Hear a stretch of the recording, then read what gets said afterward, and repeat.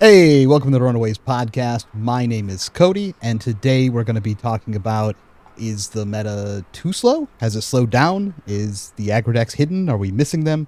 And to talk about that, I have, as always, Dan with me to help me out here. We did go to two pro quests that were the same this weekend. And for some reason, Dan has a giant plant in the background for the people who are actually watching the video. It's very distracting because it's larger than anything else in the room. I didn't realize we were getting Darksteel Humphrey as a guest. why, why are you in the jungle all of a sudden, Dan? It's so absurdly big. Well, I think I've talked about it before. I wanted to get some plants to improve the air quality mid-max outside of the gameplay. So I ordered a couple plants for my office, and the one you can't see on screen is exactly what I expected. It's half the size of the one you can see. It's on the ground. It's gonna grow tall but not too wide and be a nice little floor plant. And then this thing is just a complete monster. It's triple the size I expected. It can only fit on the table that you used to be able to see, and it's a pretty large table, and it takes up the whole thing. So I don't know what's gonna happen to him, but for now that's the only place it fits. So here we are. Yeah, and as for this weekend, Dan, we played two pro quests. You got your invite? I did it. You did it. I finally did it. It took 6 tries, 6 top 8s, and I got my invite on the last one. Who did you top with? I played KO at both events this weekend. The deck's really grown on me quite a bit. Sweet. I'm also joined today by the current reigning national champion, Charles. Have you been on a podcast yet? Is this your first one? I think it is. Honestly, this is probably my first Runaways podcast with you guys. I think the normal recording days typically haven't worked out for me, but we're recording on a different day today, so happy to be here. Sweet. Good to have you. Did you play in a pro quest this past weekend? I did. To a rather disappointing result. Missed top 8. Yeah, I was playing a fatigue Bravo list, as I am wont to do. On brand. Yeah, I actually had, just standard Hatchet story sleeved up the night before, but I got it in my head that I think I had this idea that, really improved the Bravo list. I was going to play the offensive auras, Earthlore Empowerment and Crash Down. And I had this theory that, this really solves some of the bad matchups that the Bravo deck might have had. And so I really just wanted to live try it out. I actually went in with no reps with those cards at all. And I went 2-2-1, and so the draw says 2-3. Did not go as well as I'd hoped. So learned some stuff. But luckily, another teammate of ours, Jimmy, he did win his pro quest with a similar list. Although I think he was much more healing focused and defensive minded. And honestly, I think that list is just better than what I was running. But I was trying something experimental, didn't really work out, but got some good data from it. Sweet, but Yeah, he was you on don't a have pure to fatigue qualify. list. Do you need to qualify for Amsterdam, or are you No. auto in? Well, I definitely have PTIs if I need to. I was right at the bubble of ELO qualification, and so this probably drops me just below. But I bet if I go to another pro quest, and even if I go if I 4-1 or something, just gain a little bit of ELO back, that probably gets me right into the cutoff. It'll be close either way. But I'm not going to sweat it too much because, like I said, worst comes worst, I've got some PTIs banked up that I'll be all right with. Cool. And you're going to another one this weekend then? Yeah, I think there's actually 2 more in the region this weekend for me. Sweet. So a couple more chances. Awesome. And then I'm also joined by Pheano over here, who has been on an absolute tear on Prism for his local meta, probably to the chagrin of any of the people he plays against, since it seems like they don't quite enjoy playing against Prism. But Pheano, how has your role been going? Because I don't actually know what you've been doing at the Pro Quest other than doing well. All I know is Jimmy keeps winning all of them. So what is going on over there in your side of It's kind of funny. the states? Saturday, I went 0-2 drop on Prism. Not as you mentioned with the locals, okay. they adjusted a bit. I saw quite a few time skipper boots this weekend. I've been saying this about Prism. Prism is not Kano. It is quite a bit more self-correcting. Of if people want to decide, I would like a good Prism matchup in deck building, they can do that. It's not like I just have a cursed unwinnable matchup and no amount of sideboarding is going to fix that. But then I top 8'd the next day on Prism. Had a pretty good day on Sunday. Just a bit of it was I had to change my sideboarding plans because if everyone's going to adjust for Prism, I have to adjust for their adjust. So I started doing some like hedge sideboards where like I'm gonna try playing combo into decks that are soft to combo, but if they present time skippers, then I'm gonna try going more of a Herald beatdown strategy into them with like reprimands and such, and try to like outvalue them or just get a ton of auras in play. And it's like, cool, yeah, the time skippers, but are you ever going to crack them to deal with the rest of my board? Because a lot of them would just sit with it on board all game and be like, I'm only using it for if they try comboing, and just like, well, you're just going to lose on board instead. Gotcha.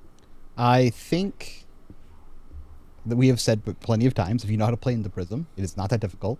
And if you respect it a little bit, it gets a lot easier. They can still do well, but I think if I look at the numbers, and we're going to cover these a little later, but Prism's win rate did go down this last week from where they were at the week before. But speaking of that, we can go ahead and get into that. Looking at, and we're recording on Monday, so it's a little earlier, so we don't have the actual article to look at, but I did manage to find the little infographic on Twitter for us to talk about at least.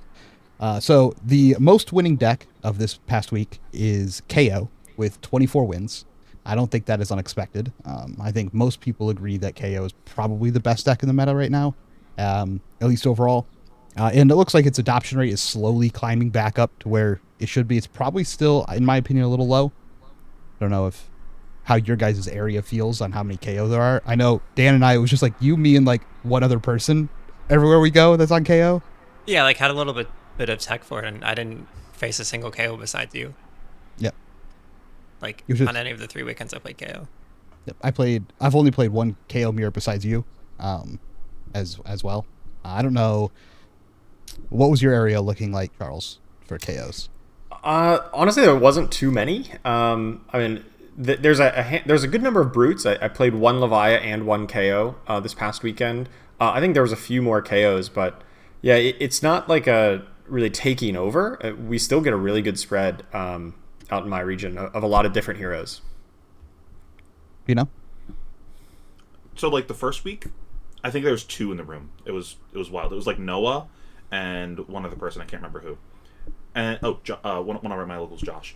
And it's been slowly climbing in adoption as the weeks have been going on. We're like probably 5 to 10 people in the room usually on KO now. I think people are begrudgingly playing it that weren't before, because I think a lot of people were dissuaded from playing it because of the RNG nature that can be with Brute. It's not quite that with KO. There's a lot of controlled RNG in that deck. It's not quite as bad as it feels like it should be, but I feel like there's a lot of people that just didn't want to play the deck before for that reason.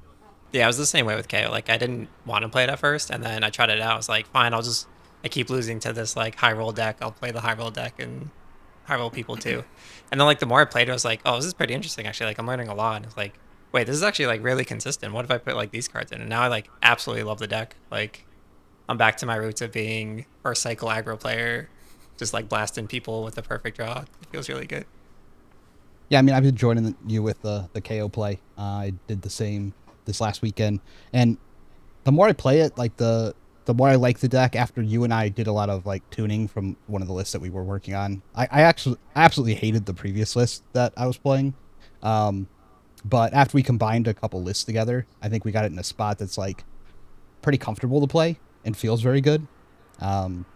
So even with the new cards coming out, it's going to be even crazier. But I think the deck doesn't feel very random when the version that we're playing.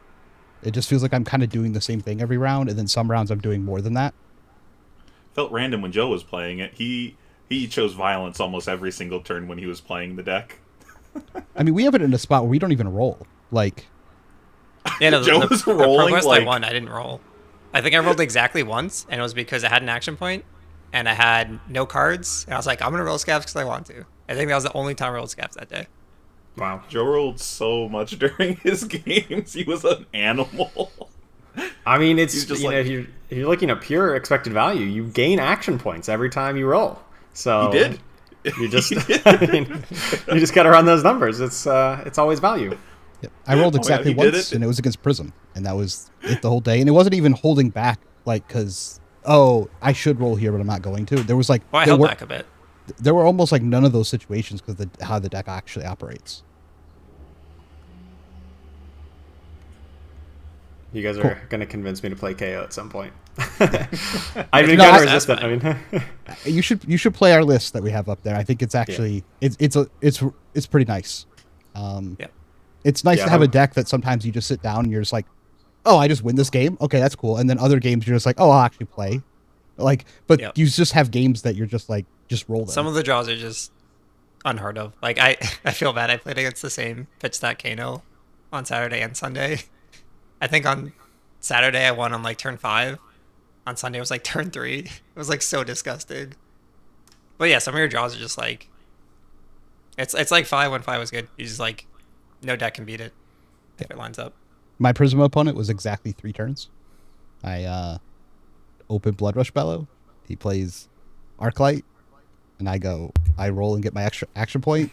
He takes 10 damage. The next turn I go 3 wide. The next turn I go 3 wide, and the game's over. It just immediately, he just couldn't block, and he just lost the game immediately. Okay, but what you're really missing here, Cody, is that now you have like 40 minutes where you just have to sit around and twiddle your thumbs. Like, you know wouldn't how much you I love rather? No. Wouldn't you rather be playing a nice game of competitive Flesh and Blood during those 40 minutes? Like, You take are up the whole Mr. time. Play all the Take games. up the whole time of the round, man. To be Like, fair, my favorite way to play the deck is when my opponent decides to play like full block out, and I just get to like craft my hands and set my second cycle. Like, that's my happy place. Like aggro deck where people try to fatigue me, where it's like a pretty fatigue proof deck.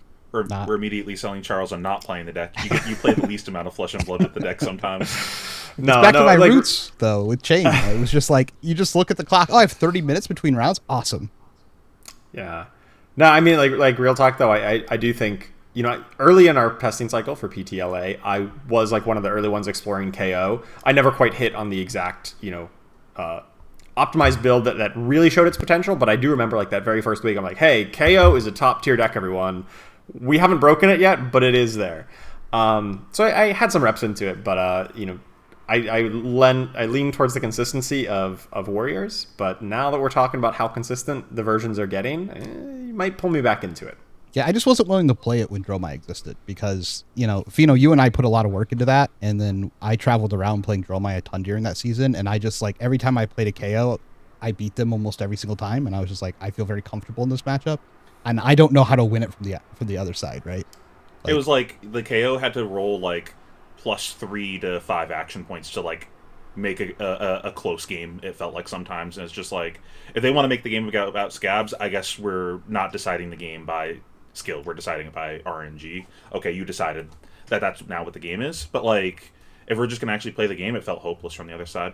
I talked about that during the tier list video that we did recently too, where I was like, I think KO is like one of the big winners of like Dromai leaving. It's like and all the decks that got pushed up a bit by Dromai leaving, KO also punches down on them as well, so it's like it's the double end of like he's getting better. Yep. Agreed. Okay, the number 2 winning deck for this week is Kasai with 17 wins. People listened. They stopped playing Dory and decided to play Kasai because I think Kasai is a better deck than Dory right now, to be fair.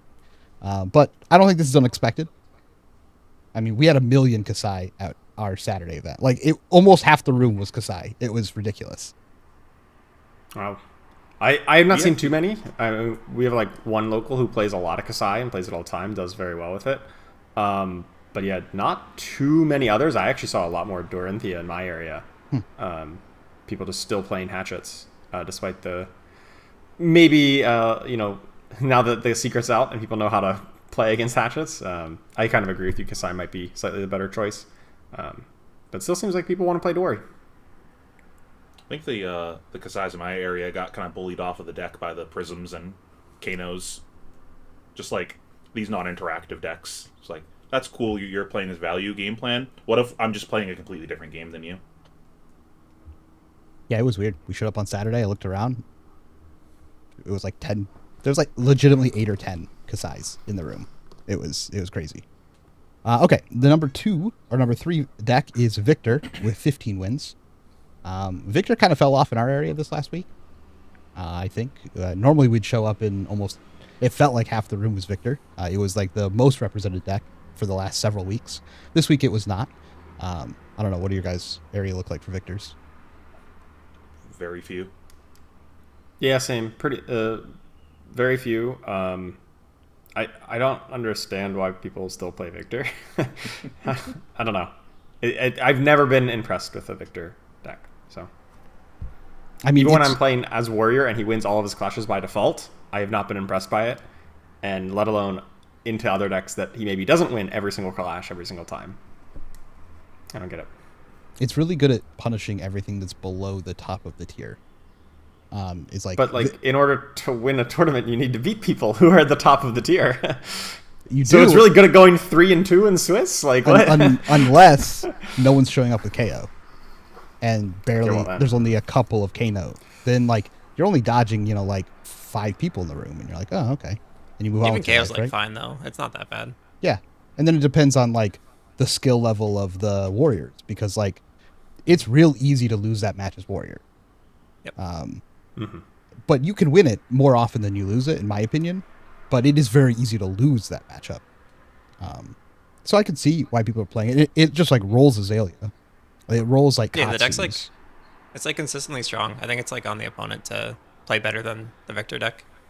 Yeah, he's a tall ass for a lot. Dorinthia still in here with a bunch of wins and the 4th place at 11. I think everyone knows how we feel about the Dorinthia deck.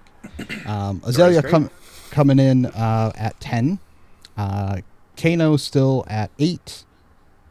Dash at 7, and then Prism dropped all the way down to 7 as well this past week. Where previously I believe they had like 13 or something like that before. Yeah, they had 13 she was one of the wins. top most winning befores. Yep. So about cut in half, and I think that's probably because people started putting actual tech in their deck for it. Maybe they actually sat down and played a couple of games and said, "Oh, I just block. I put a couple extra poppers in. Oh, I learned a couple of their tricks. Oh, I actually just clear the stuff on the board every round." You make it sound so simple, Cody. It's you just block them and you just kill auras. Like, who would have thought of that strategy? Or you just go face 3 wide a bunch of times. They only have 32 life, and if you kill them, it also kills all of their auras. That's a good point. I just wish we had a stat for how many time skippers, double hammers were submitted into Prism this week. I just wish that was a track stat, because I want to know how often victors were like, oh, we got the tech. One of the annoying ones that I was running into this weekend was assassins on time skippers. I was just like, pizza time. Okay. And then after that, we have Bolted with 6, pretty consistent each week. Katsu with 5, which makes sense if there's 15 victors winning. Katsu can't win that matchup almost ever. Levia with 5, and then everyone else 4 or less. So that's pretty consistent up and down what we've seen. What I went ahead and did is I combined the 2 weeks together to try and get a little better look at. Yeah, I have a question. What was Dash the previous week? Dash the previous week was, because like I've been talking about like the past like 2 weeks that I think Dash might be worth 4 looking at, and so it's gone up. Yeah, it went from 4 to 7. We don't know what versions. We don't know if it was aggro. We don't know if it's slab. I think slab's really good in a lot of metas. Kind of depends what your local meta looks like, but I think there's a lot of potential for that deck. But what I went ahead and did is we're just going to look at all of the decks that have 15 or more wins across the last 2 weeks. So the number 1 deck is KO. That's not unexpected. It has 39 wins. And I would definitely consider KO is like, it's the aggro deck of our format, right? Like it's the defined aggro deck. Cool. Yeah, everyone's like teching for it now, playing like Ripple Away and what's the other one? Hold the line? Hold the Line, yeah. Like everyone's just packing those. That card jumped in price. True. And then the next we have Victor is tied with Kasai. So they both have 28 wins total. I would definitely consider both of these decks slow decks. They're like mid-range control decks. They're trying to play very long games a lot of the time. Don't have any disagreement there, I don't think. No, those are very slow decks. Yeah. Kind of interesting to just like top 3, heavy hitter, heavy hitter, heavy hitter. It's the first time in a while that we've had just like all the new heroes be top of the meta. Last time was like what, outside Uprising. Yeah, probably. It has been, ever since heavy hitters came out, the meta really has felt like it's brutes, guardians, and warriors, and like those are the top decks. Certainly by class, like you might break down some Bravo, some Victor, some Kasai, some Dory, but like ultimately those 3 classes have been dominating the meta ever since heavy hitters came out. Yeah, it feels like we got to the power level that they were targeting, and then they cranked it up. And now, like, all of these expansion slot cards in the next set are, like, absurd. So, like, clearly they're raising a little bit. So I'm expecting these 3 new heroes to be kind of powerful when they come out. I think heavy hitters was a hit. Yeah. And then next we have Azalea with 24 wins. And I'm curious what you guys think. I would consider Azalea an aggro deck. Oh, it's all that aggro. Okay. Yes. Yeah. I've heard it only stops being aggro if you try to fatigue it. Yeah. Well, then it's still aggro. It just has to play to fatigue. Agreed. Yeah. Yeah. Okay, cool. I agree with that. And then Prism is here with 20, and I would consider this an other deck. This is like Kano to me. Like these decks play on a spectrum that is not playing either aggro or, slow. You are not playing flesh and blood with your opponent a lot of the times when you're playing those decks. You are just playing a different game. Yep. Dory, 17 wins. I'm going to assume most of those are hatchets because I have not seen a Dawnblade Dory in a long time. I think I've seen one the entire ProQuest. There was, not much in the ProQuest season, but there was one that I think top 16, the Pro Tour, right? Yeah.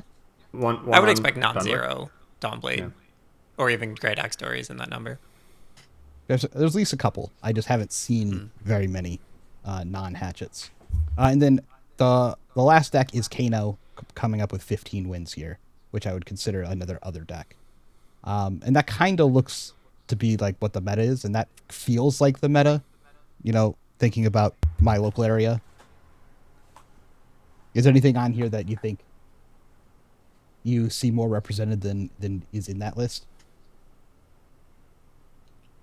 I mean, in my area, there's some things that are more represented, like Assassin's very represented in my area. There's like a lot of people in my area that have been wanting to play Assassin for a long time, and now it's like, finally I can play this now that there's not like a million Dromai players in the area. Because Dromai was like the most popular deck in my area for like the entire time that she's been legal, basically. So all these people have been coming out of the woodwork trying to play this deck. And it's like the spectrum of Assassin, too. It's like the full fatigue contract, the go wide, aggro style. I'm just trying to block 2 cards, play my 2 card 6. So I would be curious to ask then, do you guys think the game has gotten slower than what we were used to previously with the release of, heavy hitters?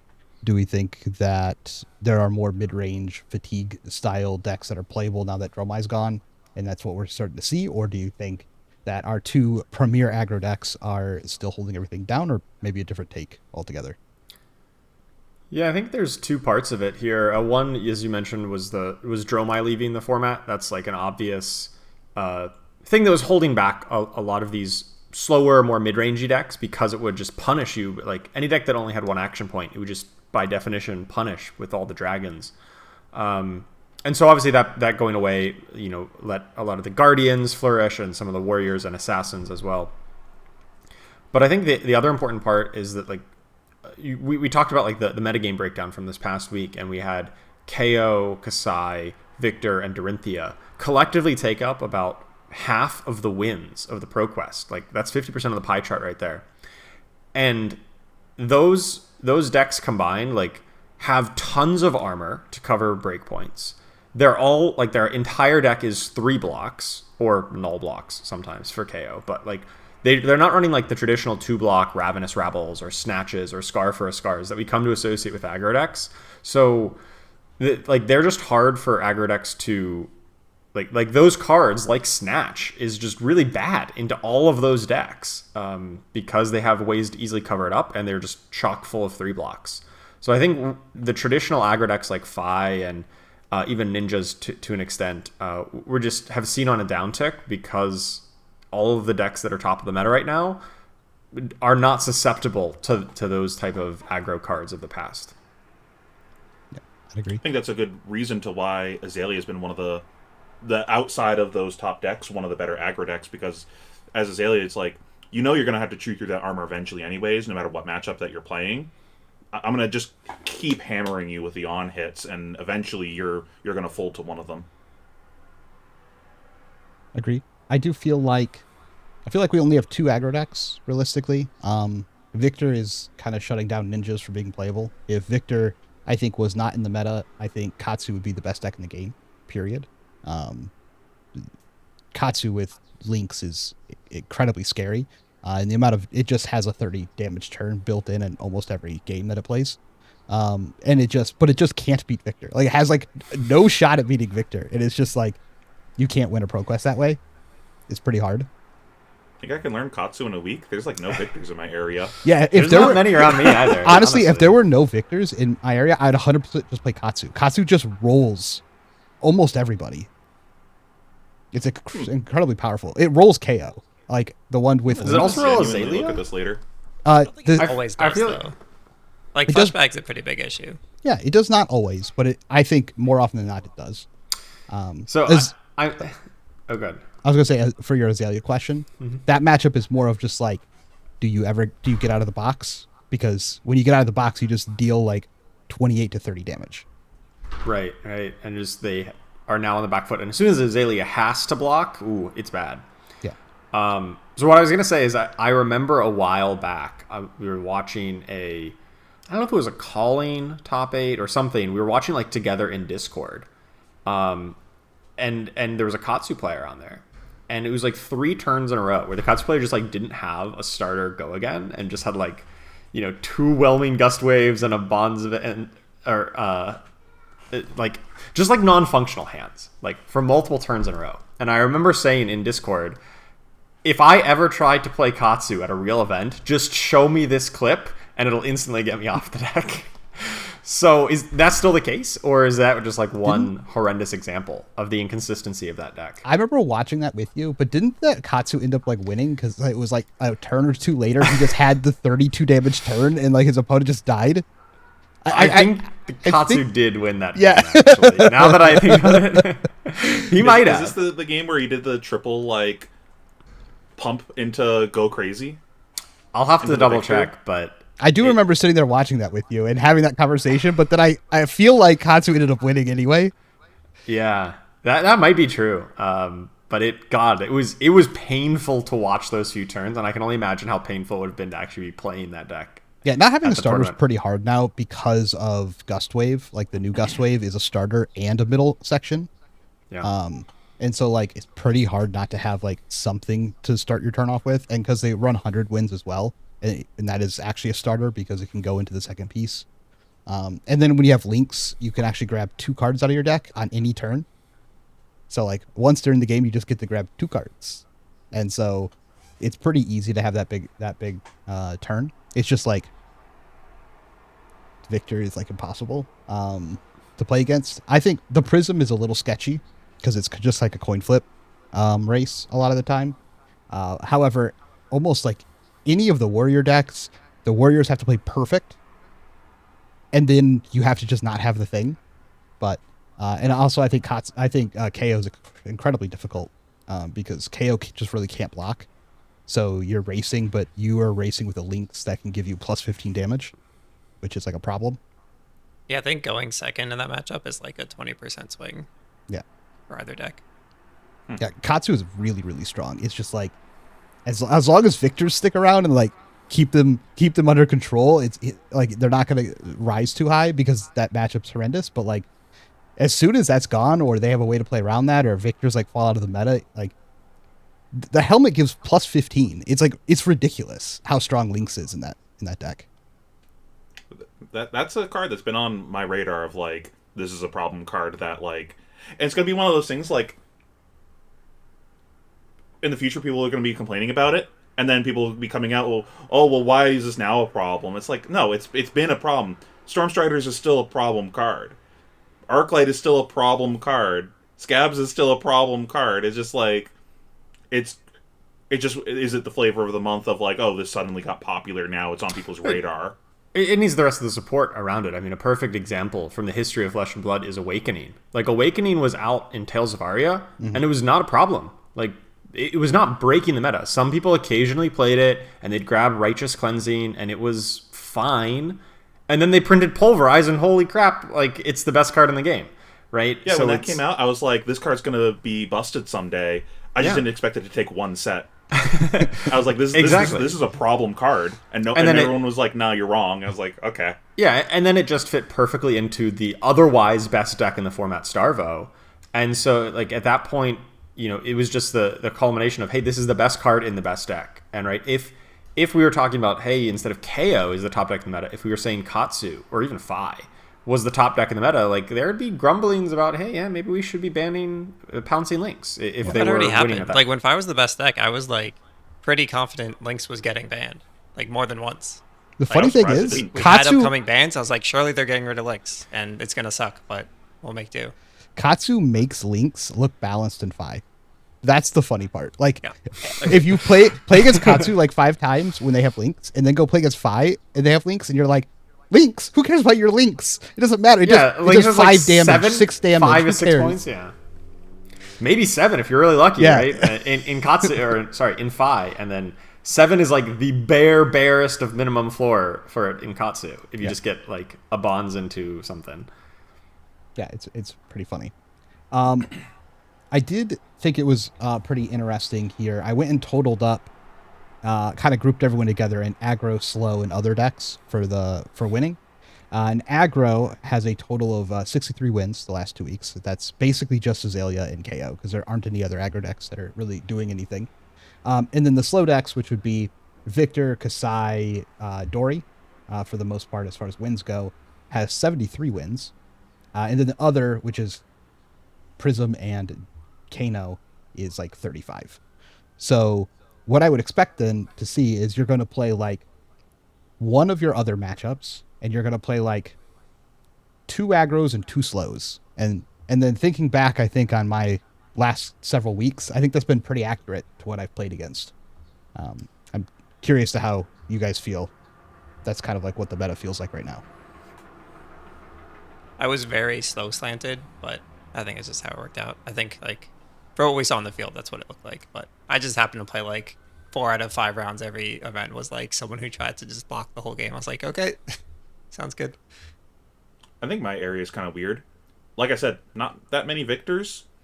Now a lot of like I think the first like week it was slow, and then the slow decks were getting smushed by Prism and KO and Kano. So people started shifting over to KO, being like, okay, well, this smushes those 2 decks. I'll play this. More people started adopting Prism because deck's playable now. Less people started playing Warrior. Like, I saw a lot of people switch off of Warrior recently. Like, Pierre, the guy that got top 8 at the calling on Kasai, he switched off of Kasai. He's now on KO. He was on Prism last week. He's like, this deck isn't good into our local meta. I'm going to switch. Like, it's just not working. So I think our meta is shifted drastically into aggro/other decks. It's very weird. I don't necessarily think this is a representative metagame of, like, the greater metagame, but, like, locally, it's very not blocky. You know what's funny? Which I think is where Jimmy got some edge as a blocky deck this past weekend, because if everyone's just like Ooga Booga Smork, it's like, okay, well, you need to have a dedicated plan for fatigue, and you probably didn't because no one's playing this deck. Your meta might actually be closer to what the meta should look like than what it does look like. With that many KO, like there should be. KO is so strong and has almost no bad matchups currently. You have matchups that you don't want to see. Like, I don't want to play against Katsu. That matchup is bad. Like, you have like Azalea can be bad as well. Oh, but Azalea is one of the other matchups that is pretty popular in that. For some reason, there's a bunch of Azaleas on New Horizons in the area. I don't know what's up with that. Like, I have seen no Death Dealers. It's been all either Sand Scours or Redliners. I'm not putting too much thought into that right now. It's interesting, but that's the other popular deck in the area. Yeah. So, but another aggro deck. But I think if you show up with KO, like, you can win any match you sit across from. And, like, at a good rate. Like, I think your worst matchups are like, they feel 40% to me. There are probably a couple that are lower than that, but like they feel like when you're playing the game that, oh, this is my bad matchup. I have 40% win rate. That's like a great spot to be in when almost everything else you're favored into. That was what was appealing about Dromai before. Mm-hmm.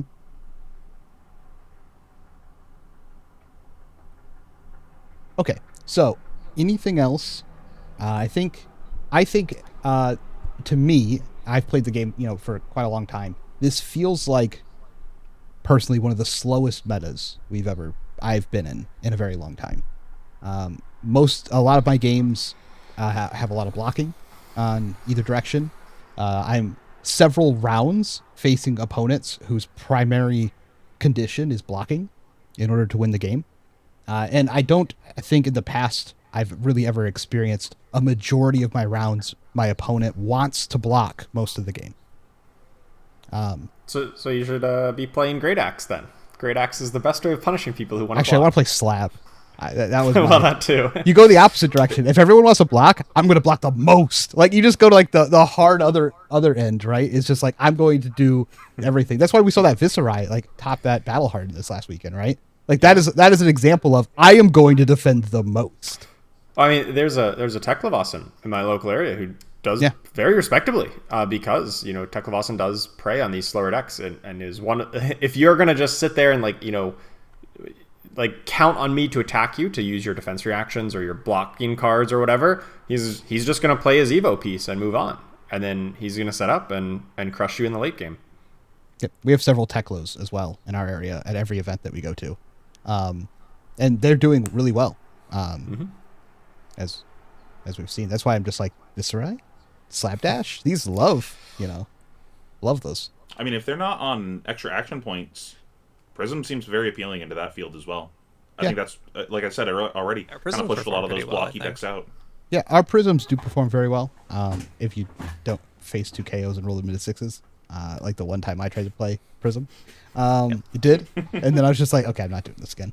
But mostly, like, they top 8, and then like something snuck in that beats them, right? Like a KO, or like this week I think was a Katsu snuck in because they're like Victor was down, so like, and it just like ran over the Prism as well. Yeah, that game was pretty wild from what I heard. It was I was talking to him a little very afterwards. unordinary. Yeah.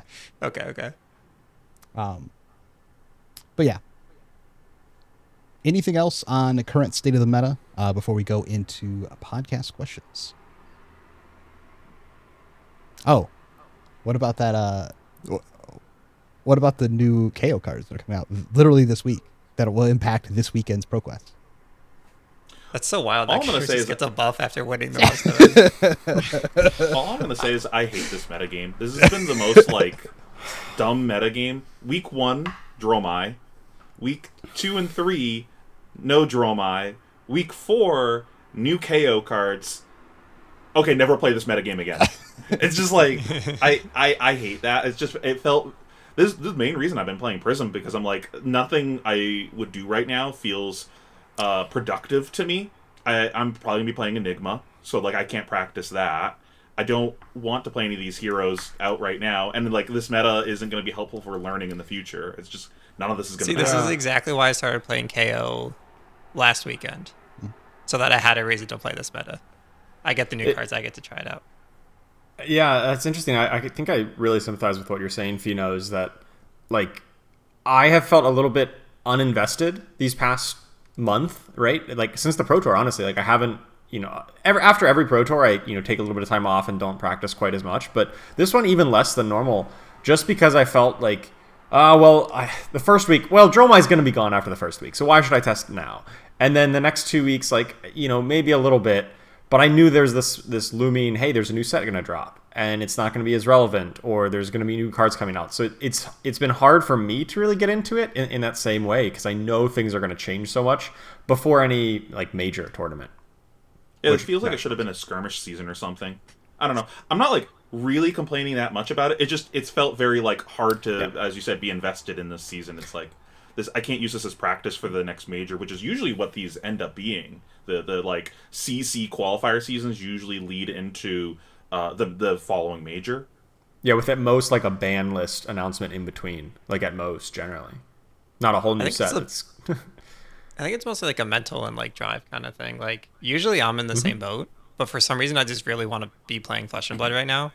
So I've been having a lot of fun like seeing people adjust to the meta and like people switching decks every week, doing crazy stuff. So I've actually found it really enjoyable. I've been having fun playing Prism.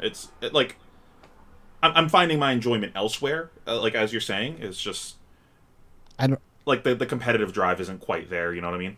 I don't know. I'm the opposite. Like I've really enjoyed this season. I think I played more different decks to learn like how they operate this ProQuest season than any other qualifier season I've ever played.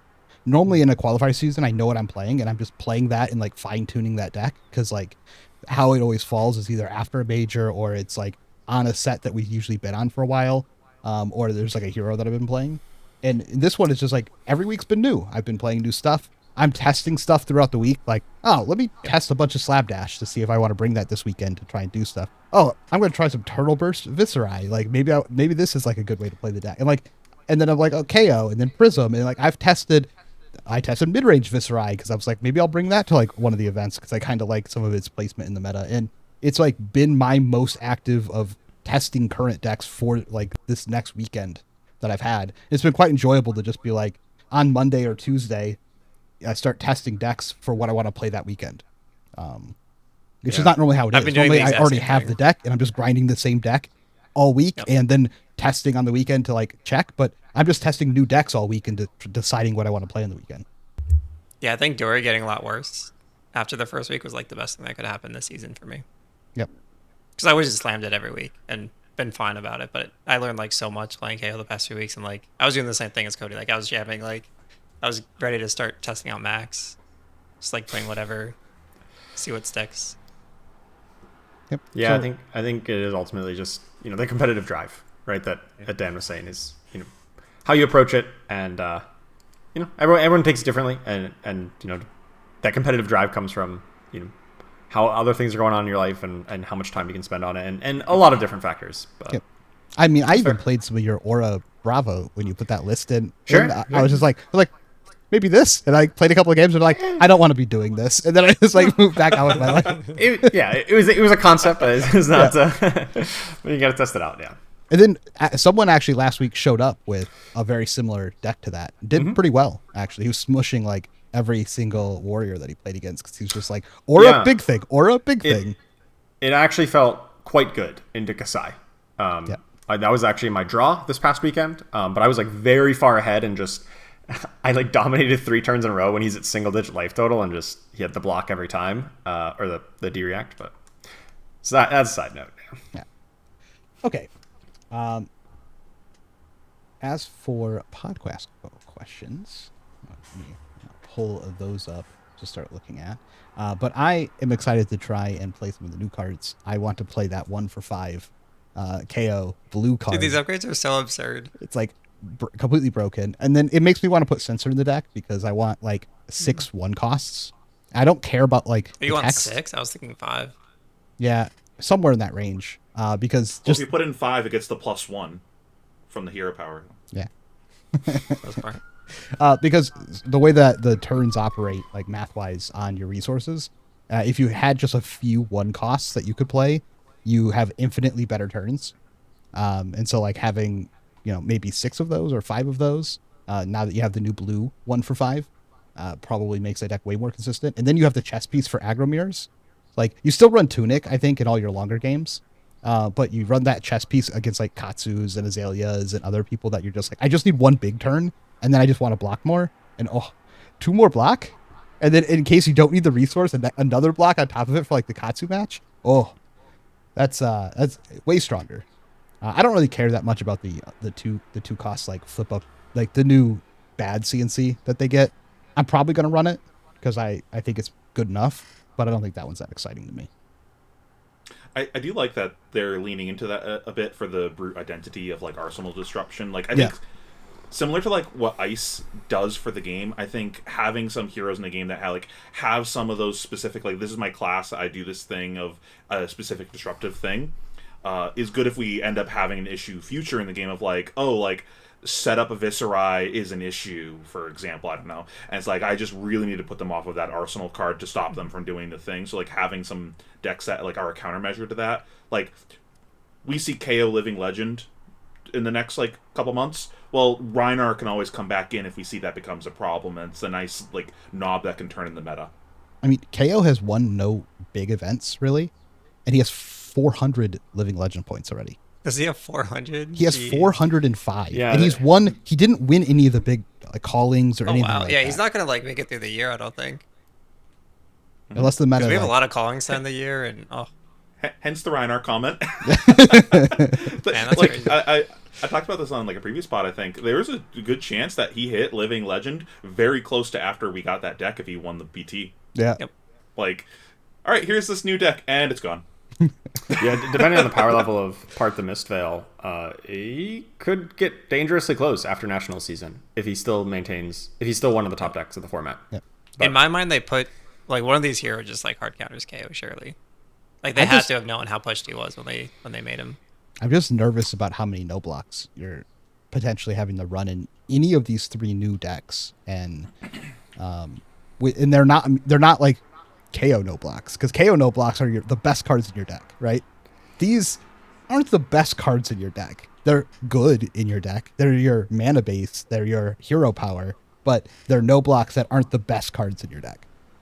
So I'm a little worried about that going into Mist, and I'm hoping that they have, some good counterbalances to that. Otherwise, At least they're no blocks that like you can set and kind of. It seems like kind of use them as resources later of like getting your thing. It's like it's almost like setting a pitch card sometimes. Maybe gonna have to see, but but after playing so much Prism with no blocks, you're just like, man, your no blocks have to be really good to have no blocks in your deck, right? Yeah, but like over here with KO, I'm like, I want more no blocks. Yeah. Okay. So we have a couple questions from our Discord. These questions are asked by members of our premium Discord. If you would like to join our Discord or sign up to be able to ask podcast questions, view videos, ask the team questions, find people to practice with, and a whole bunch of other things, feel free to join the Discord in the link below. The first person here got Beanie Dubs is going to be with the incredibly tight time frame between MST release and national championship season. What advice would you give to people who are prepping for the event who are not part of a large testing team?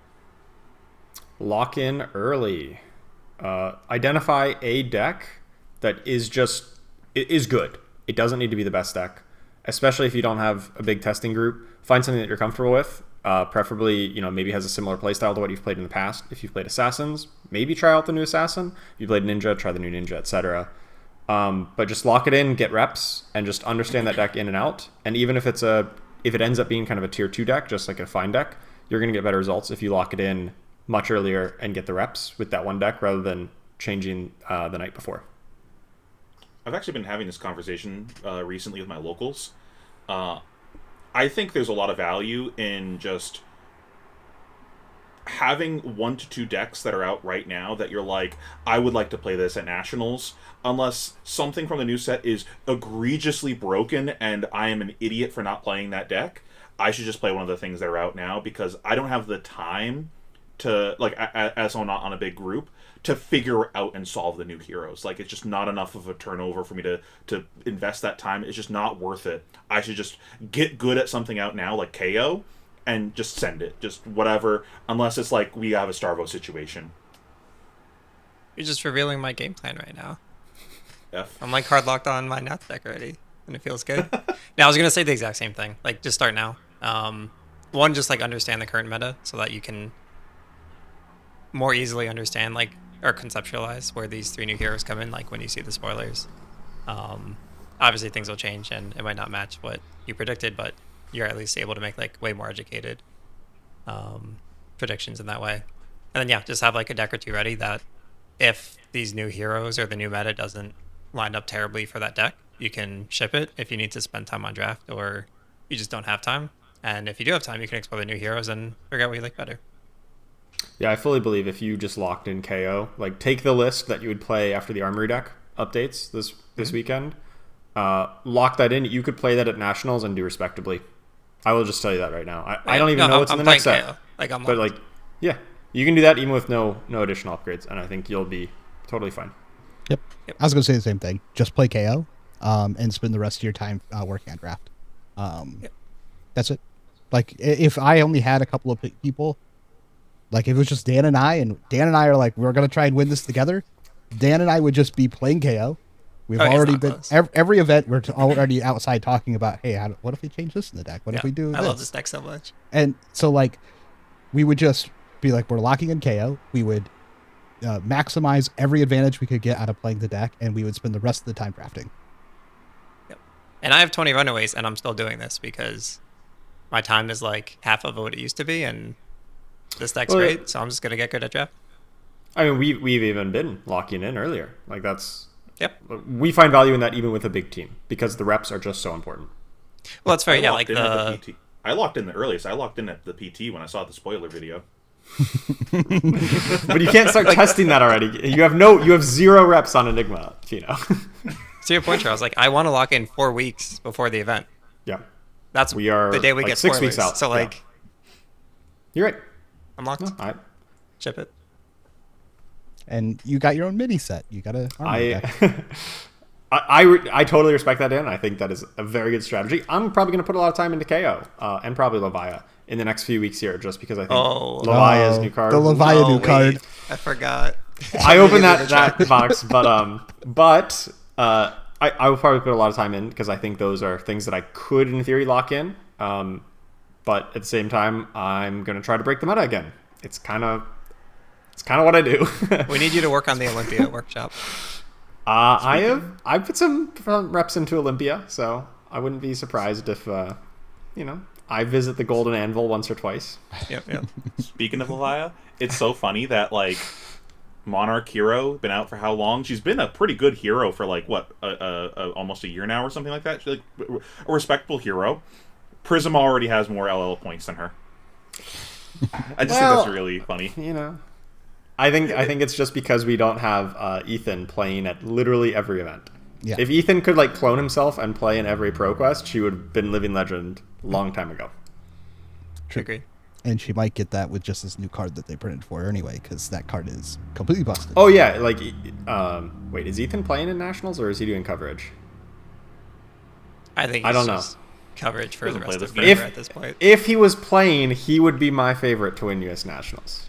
I think we've said that for the last like several events that he's been covering. We're just like, if Ethan was playing, we would all vote for Ethan. And then he comes out to Southern California, plays in one AGE event, easily wins the event, crushing me in the top 8, of course. No, I mean, Levi is great. It's only getting better next set, and I will be putting in a lot of time into that and asking Ethan for all the help. Okay, next question here is from Dalton. I think I know this guy.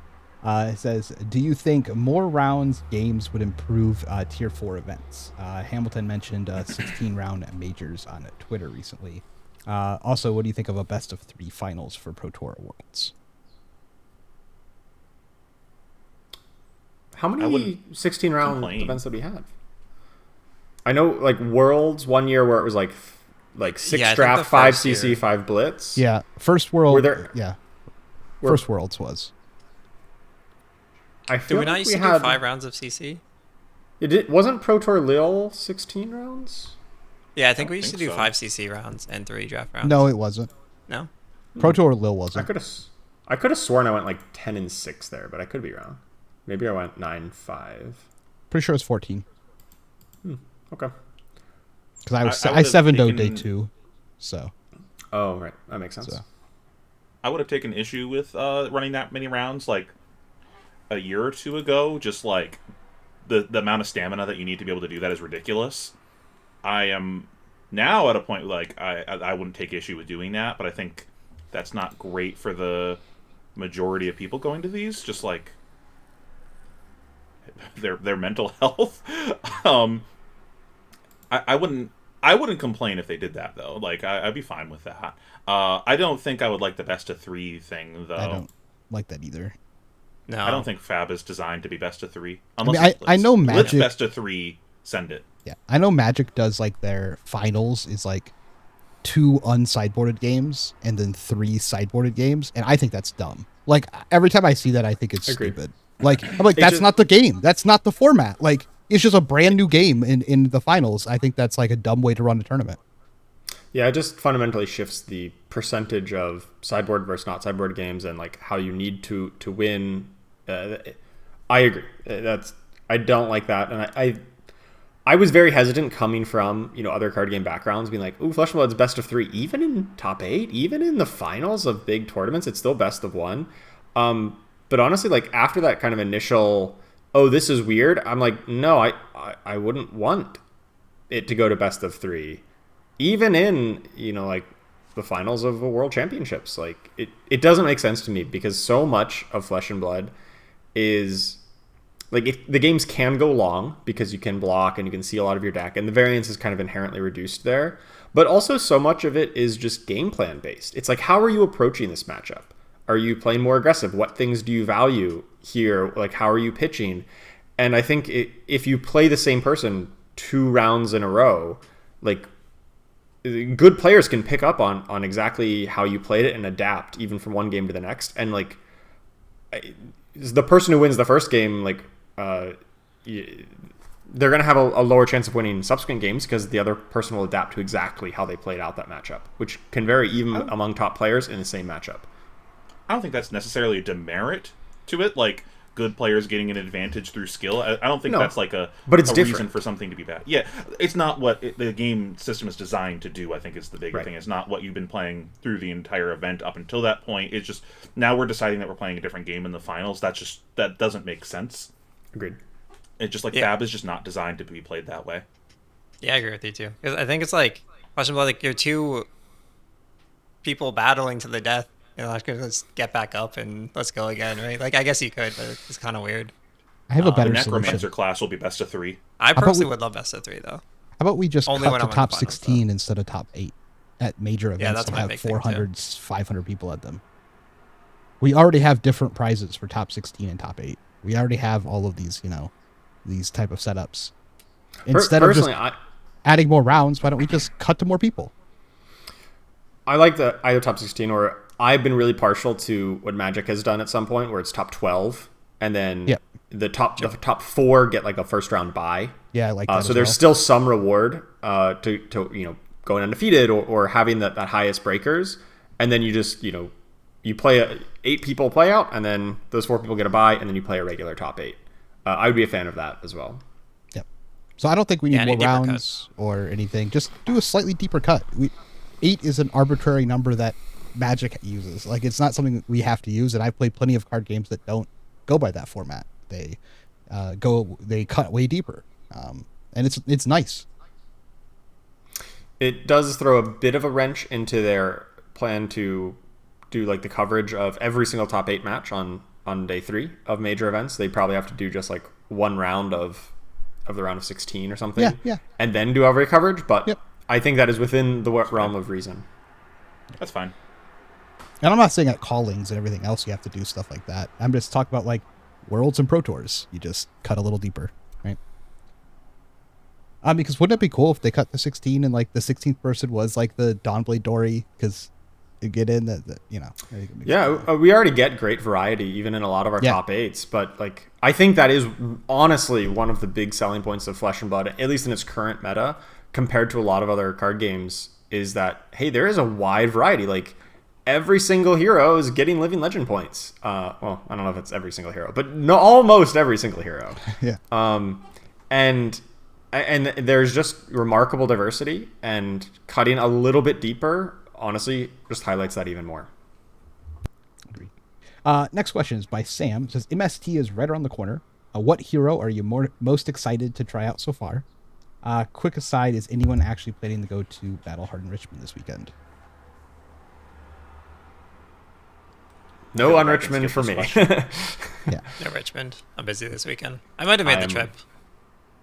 I am way too far away for that. So I Charles, feel like I can skip this question. Charles, who are you excited to play in MST or first pickup? Of the new heroes? Yeah. Because Leviah is my real answer here. KO for me. Levi is most interesting. I don't know. The new heroes, we don't have enough to really like. We understand baseline what the chi mechanic is and kind of what they're going for.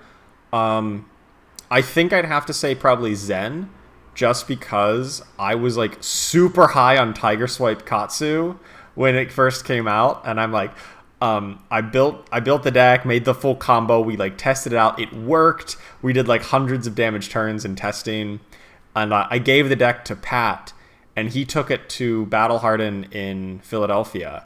Unfortunately, I got COVID that weekend, so I did not go. Otherwise, I would have played in that Battle Harden. So I love me some Katsu, Tiger Swipe Katsu.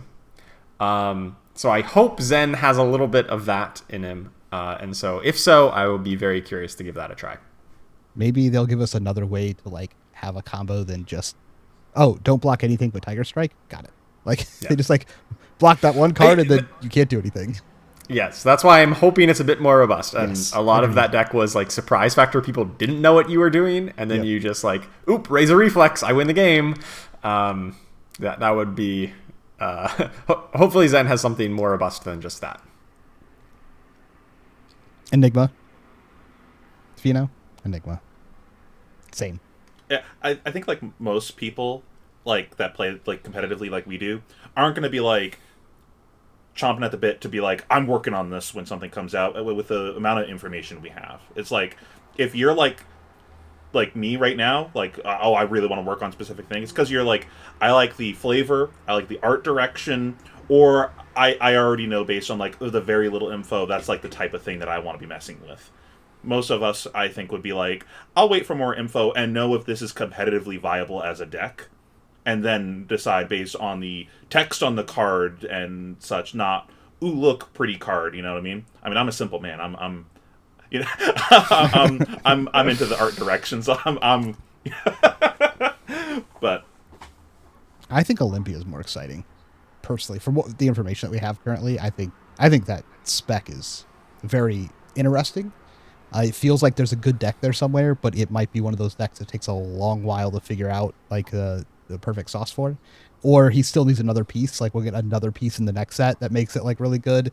Like a spear or something. Like his own weapon. That would be great. Spear and shield. Yeah, but there feels like something there eventually, like 100%. Yeah, it's such a weird card, right? Just pulling stuff out of your inventory is just not something we've seen in Classic Constructed Flesh and Blood. We've seen it with Taylor, obviously. But you can have multiple helmets. Like I've never considered like bringing two of the same helmet in my inventory. Like because there's never a thing. I didn't even know you could do that until that card was released. Yeah, they're legendary, but they're not legendary. Yeah. So yeah, there's definitely something interesting there, and I do think that there's high potential. But we're seeing that with a lot of decks that are like very block heavy right now. This deck would probably be even more block heavy because it's just pulling out the more armor. And is that going to be good enough? Maybe. Dan, what are you excited about? Just KO? Yeah, right now I'm kind of not excited about any of the new heroes because, like Pheano said, I don't really know anything about them. Yeah, I know I will get excited, but I don't know. I have no idea how any of these heroes play. I'm excited to play a blue that just shuffles my deck, but that can go in all three of them. So back in my day, the blue that just shuffled our deck was called Awakening. As far as Richmond, I'm not going to Battle Harden Richmond. I think I've said this several times, but I think Battle Hardens are dramatically underpriced. So I don't care to go get a hotel and travel for $500 and a gold foil when I can drive 35 minutes down the road for a Pearl Quest and go win a gold foil. So why would I ever go to a Battle Harden? And they'll have store credit most of the time, like $200 for first or $300 for first, sometimes $400 for first. So like, damn, you got stores that give up pricing? That's crazy. Dang. Battle Harden, like I think the Battle Harden price needs to go up. Like I would love to go to Richmond. It's like 8 hours away from me, right? But I have to get a hotel, and the cost of the hotel eats anything I would make, even getting like first place. I'd get like $600. It's like I might as well just go to the Pro Quest.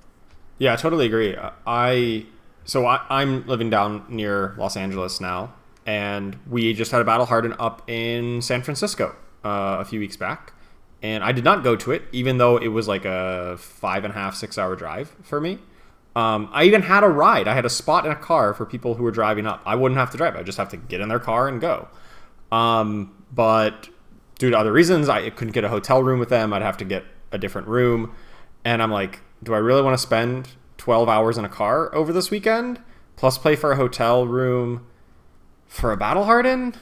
Like, no, I'm just going to do nothing that weekend. Like, I literally just took a chill weekend. I didn't play in any tournaments. I just took a nice weekend off. And like, I am happy with that decision, even though the battle harden was relatively close. If you doubled or tripled the prizes of that battle harden, maybe then I'm looking at going. But at its current rate, maybe even that, just top 8ing, you could break even. Yeah, if top 8 was $500, like, you don't even have to scale the money up to like first and second. You could literally just say all of top 8 gets $500. Then you're gonna play for a pro tour, like a PTI and a gold foil later. Combined, that's like doubling the prize pool, though. Like, that's what I'm saying. Yeah. Right. I agree. Yeah. I agree that would make it more appealing. But yeah, the fact that I knew I would be going negative, even if I got second place, I might be going negative. Well, maybe if you count PTI so much, maybe it's top 2 or bust. Definitely like third and fourth, you're worse off. And that's not counting like, how much of a pain it is to get to them, even when it's within somewhat reasonable driving distance. So I totally am on board with that. And it's I think they should do something, because like every time I go to SCG cons, I look at the other games that are like Lorcana or Star Wars Unlimited, and their pricing is like better than our pricing, and it's like, why? Aren't these prizes like given out by LSS to SCG to like do the events?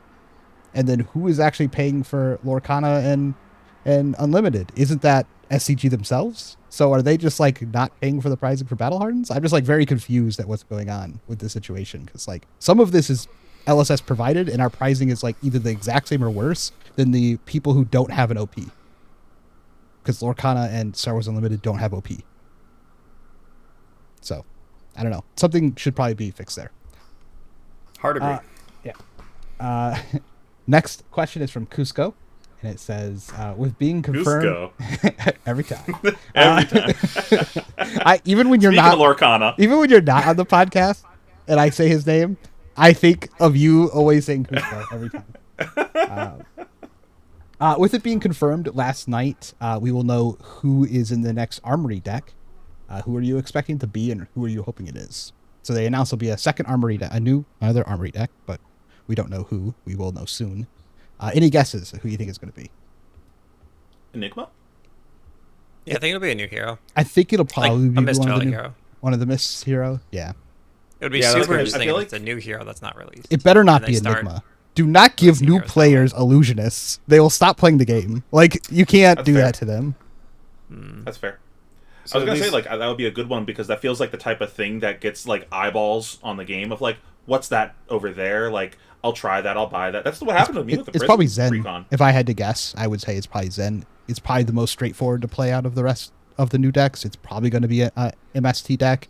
And if they make an illusionist as, like, here's your first time playing the game, here's your armory structure, like, no, man. Work for me.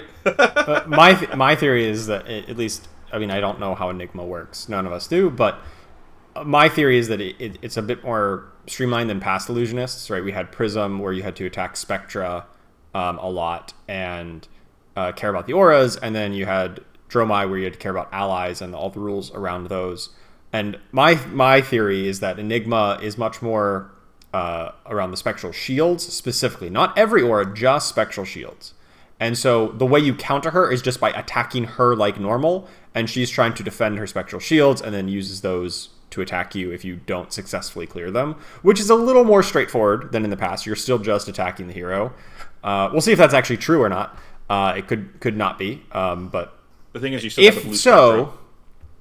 Yeah, could still have Spectra, but if her, if whatever weapon is best for her, for whatever reason, is a new thing that only references spectral shields, then are you really going to play that many other auras if they don't attack? Maybe in CC, maybe Iris is better with it, or something, but if whatever her signature weapon is in Path of Misfail, if it only says, hey, your spectral shields do a thing, maybe you don't end up wanting to play all of the traditional auras. Fair. Hadn't considered that. Yeah, and if that's the case, I could see that being the deck, because it is a bit more straightforward. Could be totally wrong. It could just be, in the same vein that we've seen previous Illusionists, but if they want it to be a little simpler, I think that's the direction they'd go. Any guesses, Dan? On the next hero? For Armory decks? I was thinking Zen too. They just love Ninja for like the learn to play decks, right? I could see Assassin though. I know they're pretty proud of their Assassin design at the studio. I forget the new Assassin, or new, could be new. But no, I think it'd be spicy if it's like a Not an old one, only a new one. yeah. Yeah, I think it'd be super spicy if it's like a newly released hero and they start having alternative ways to release heroes into the pool.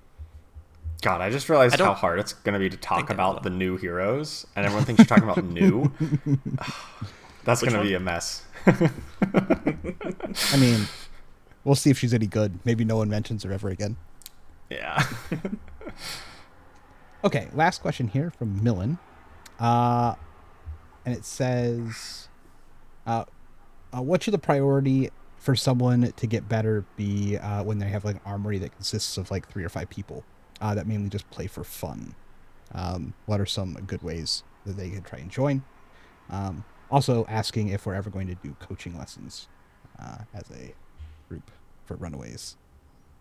As far as the coaching lessons go, I think we've talked about it a little bit internally, but not really something we've made like a big decision on if we're going to offer any coaching or not. So something that if that ends up coming up in the future, we'll obviously announce it. But no, I do coaching on my Patreon. If Pheano does do coaching on his Patreon. Yeah, I don't know if we'll open up a tier, but we can, if people on the team want to offer coaching, we can definitely like facilitate that through our Discord. Yep. I would think if you mainly are just going to armories to get better, I would still try. I just try and partner up with one person. That's really all it takes. It's just like, just find one person online or in person, going to a pro quest or doing anything online or in person, who also kind of wants to take the game seriously to the level you are, and then just link up with that one person, and then you two just like forge your own path. Lots of things will come out of that. Is kind of been my experience at every card game I've ever played. It usually starts with me and just one other person partnering up, and then it goes, like this one was Joe. Like Joe and I just partnered up right at the beginning. My past game, I had Star Wars Destiny, just me, one guy partnered up basically, and rolled through everything, and that's how I've always done it. So I would focus then just finding one person that you like. You guys like hanging out together. They kind of want to take it seriously. Doesn't really matter your guys' skill level, and just partner with them and try and forge a path. Yeah, exactly the same. That's what I also tell everyone is find one person who you can, partnering with to forge your own path, but also just like reviewing each other's games. Like having somebody looking over your shoulder and just like saying, hey, why'd you do that? Like you should have made this play. Will dramatically improve your game. Like I can't tell you how much I've improved by just, attending local events back when I lived in Pittsburgh with Pat Eschke, and he would just look over my shoulder and be like, hey, you made that mistake. And like that back and forth after the game was just so important for both of us growing and improving as players. I do that all the time with Jimmy. We would have like literally when we were first starting with Fab, have hour-long arguments over one point of value.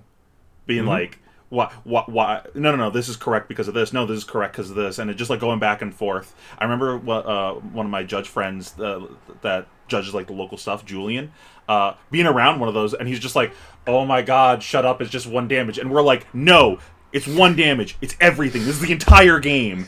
It really is.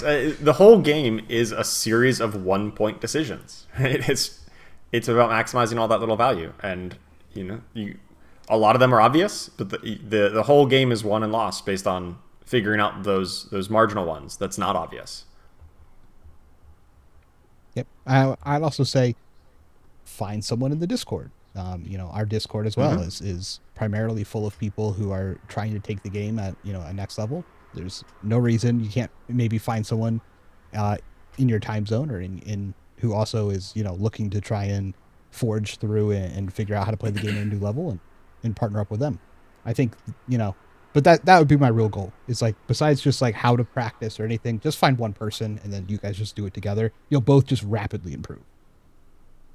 Yeah, I agree. And I think if you can't get quality armory practice, like if that's the issue, definitely take full advantage of like these qualifier seasons and travel a little farther than you would usually. Because like the practice you get at these like is just so beneficial. Like I don't know, I learned so much more at these qualifier events than like armories typically.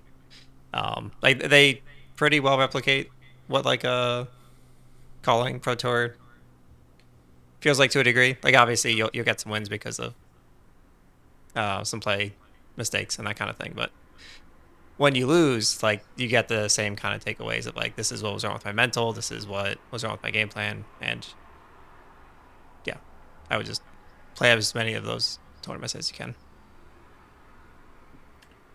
To not repeat what other people are saying, because I agree with all of this. Like I think that's a good first step. To get something more actionable to do, like in the short term. Two kind of things. One, when you're playing games, you were talking about your takeaways and everything just now, and I think that's a mindset that not everyone kind of has. Making sure when you're going into a game, especially if it's like a low stakes game, you're practicing, you're playing Talishar, whatever, you're playing with your friends. Don't just spam games. Don't just play games for the sake of playing games and then just walk away with it going, those were the games of flesh and blood of all time that I've played, and walk away with nothing. Go into every game with a question or something. Like you're trying to answer something. Like, does it work when I do this? What happens if when I see a specific card that my opponent plays, I respect it and give them armor, for instance, or I save my armor for something specific, or what happens when I set a card and wait to draw another card, and like ask yourself questions going into games and answer them at the end. Did that work? Did that not work?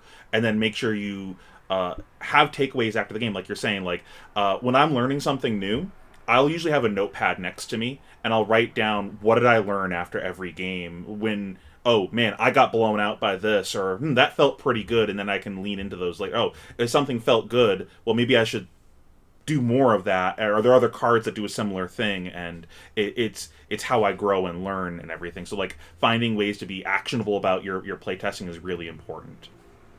And also the second actionable thing is find specific areas to work on one at a time. For instance, like one of my locals, he's been trying to get better at the game. He's like, what should I do? I'm like, you need to first like work on your fundamentals. Number one, what are you doing on your own turn? You don't be thinking of both sides of the turn cycle. What are you doing on your own turn? Then figure out why is your opponent doing the things that they're doing. If they blocked with something and then they play something, why did they block with that card? Figure out what else is in their hand based on those things. Like work on one area at a time and work on those fundamentals first, I think is the big thing that a lot of people should be doing. Yep. I mean, I think I learned a lot this past weekend just playing KO, like forcing myself to do it. And then I think Dan and I have gone to almost every pro quest together. Not like driven together, but like showed up together at the events. And so it's been fun this whole season. We're typically playing the same deck, except for like one weekend where I was playing random stuff. Just, talking about the games afterwards, which I think, it's one of the reasons it's important to have someone else. But I mean, even I learned a ton about KO. Every game afterwards, I'd have all these questions, and then you and I would just like meet outside and be like, okay, what about this? How do you sideboard for this? Are you thinking to do this? And like, I lost in top 8, and then I spent the whole car ride home thinking about that loss because that's how I always do it. And I figured out 2 things I could have done differently. Like one was like not setting a card and instead throwing it to deal an extra 2 damage. Could have changed the end of the game, but I wanted to just deal 3 damage and not 5 damage and then set a card because maybe I block, but that's actually just wrong in that matchup. Like it's, that's a technical spot. And then at the end of the game, when I was already out of the game, I should have just blocked for his first both attacks with my whole hand and then gone to the pass to the next turn instead of, guaranteeing he could deal damage to me. And it was just like those 2 things could make a difference. The first one isn't even mathematically correct. It's not even the correct answer mathematically to throw a card for 2 more extra points instead of arsenaling it. But in that matchup, it's correct to do it that way. And like, those are things that I didn't know going into the games, but I learned out of the weekend. So even, small things like that, I think it's really important to think over every little thing, even if you think, but math says this is right. Like you really got to think about, but did it win you the game or lose you the game? So. Like maybe when you attacked with a card mattered more. Yeah, I mean, he was Like at 1. me- He ended the game at 1, and I missed 2 points of damage, and I never resolved that Arsenal card. Pretty easy to just be like, yeah, I should have just thrown that Arsenal card, right? Like, he would have had to block with an think extra like a card. common. Yep. I think a common one right now is like when you should and shouldn't take damage when cast bones is involved. It's like the hand texture of your opponent. The game action they're taking only makes sense is if there's a cast bones coming next. Like, not this doesn't make sense unless the next thing they're doing is cast bones. Okay, if they play cast bones, should I just take this damage and then just try to push really hard? Or maybe, oh, they're playing cast bones and my hand isn't very good, so maybe I just need to preserve my life as much as possible here because I'm not going to do anything meaningful in the crackback, and then they're just going to push my shit in next turn. So it's like those types of things of like how do you play in specific scenarios of specific cards. Yeah, I mean, that's how I won my KO mirror. My opponent blocked in a weird way and then held 3 cards, and then he threw like an attack. It didn't really make a lot of sense, like how he played this turn out. And he had 1 card in hand, and I was just like, well, if that's a cast bones and he plays it, I can lose this game because like he could then block and have enough value back that I lose all my momentum that I have, and that matchup's very momentum based. And so I said it could be a blood rush, like he could just have that to set it for the next round, but the threat of it being like a cast bones means I should block with my helmet here and force him to intimidate it in a way just in case, because that's how I lose. I'm way ahead right now, but I lose if it's a cast bones. It was a cast bones. I even told him, I'm like, I think that's a cast bones. I have to block this because I can only lose if you play cast bones here. Block with it. He just puts it in his arsenal. The next turn, he plays cast bones. He's like, yeah, you were right. And I was like, that feels good. But that's like, stuff. Exactly what you're talking about. Why is your opponent playing Why this are way? they doing what they're doing? How do I lose this game? He's like, you're way ahead. What are you thinking about? I'm like, look, we're at the part of the game where I have to figure out how I lose. I'm not figuring out how I win anymore. I'm probably winning this game, but I got to figure out how I'm losing this game. And that's like, another step in the chain. Cool. Anything else on that? Great. Well, let's go. We've been here for a while. It's really hot in here because I had to turn my air conditioner off, so I got to go. Bye, guys. Thanks, all. Yeah, we're getting rid of the envelope 7 here, but envelope What we could do in here is go ahead darkness. and play the envelope. All 3 pitches of envelope and darkness.